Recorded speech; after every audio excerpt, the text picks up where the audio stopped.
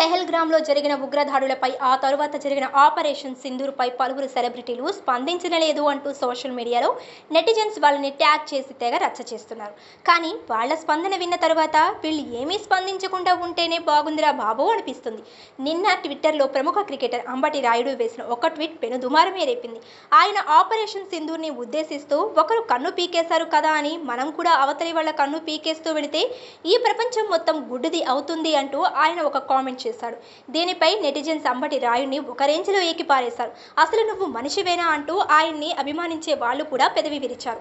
అయితే అదే సమయంలో ప్రముఖ హీరోయిన్ రష్మిక చేసిన కొన్ని కామెంట్స్ అంబటి రాయుడు చేసిన కామెంట్స్ కి కౌంటర్ గా అనిపిస్తున్నాయి.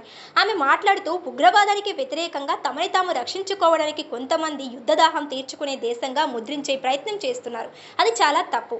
అమాయకుల ప్రాణాలను తీసిన ఉగ్రవాదులను తుదముట్టించే చర్యలకు మద్దతు తెలుపుతున్న వారు హింసని ప్రోత్సహిస్తున్నట్లు కాదు, న్యాయానికి అండగా నిలబడినట్టు దాని అర్థం. ప్రతీకారం తీర్చుకుంటున్న మన దేశాన్ని ప్రశ్నించడం కాదు, సరిహద్దులను దాటి మానవ మృగాలుగా వ్యవహరించిన వారిని ప్రశ్నించండి. ఇంతమంది ప్రాణాలను బలికొన్న దుర్మార్గపు చర్యకు ప్రతీకారాన్ని తీర్చుకోవడం ఏ విధంగా తప్పవుతుంది?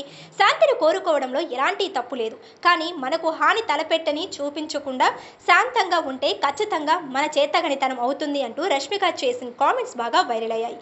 దీనిని ట్విట్టర్లో నెటిజన్స్ షేర్ చేస్తూ శభాష్ రష్మిక అంటూ కామెంట్స్ చేస్తున్నారు. అంతేకాకుండా అంబటి రాయుడు నిన్న రాత్రి వేసిన ట్వీట్ కి రష్మిక మాట్లాడిన ఈ వ్యాఖ్యలను క్వాట్ చేస్తూ చూసి బుద్ధి తెచ్చుకో అంటూ నెటిజన్స్ అంబటి రాయుడిని ట్యాగ్ చేసి కామెంట్స్ చేస్తున్నారు. అయితే అంబటి రాయుడు గత ఏడాది జనసేన పార్టీలో చేరి ఎన్నికల ప్రచారంలో పవన్ కళ్యాణ్తో కలిసి అనేక ప్రాంతాలలో తిరిగిన సంగతి అందరికీ తెలిసింది.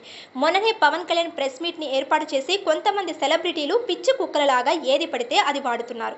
అలా వాగే వారికి కఠిన చర్యలు తప్పవు, జాగ్రత్త అంటూ వార్నింగ్ ఇచ్చారు. ఇప్పుడు అంబటి రాయుడుపై చర్యలు తీసుకుంటారా లేదా అనేది చూడాలి.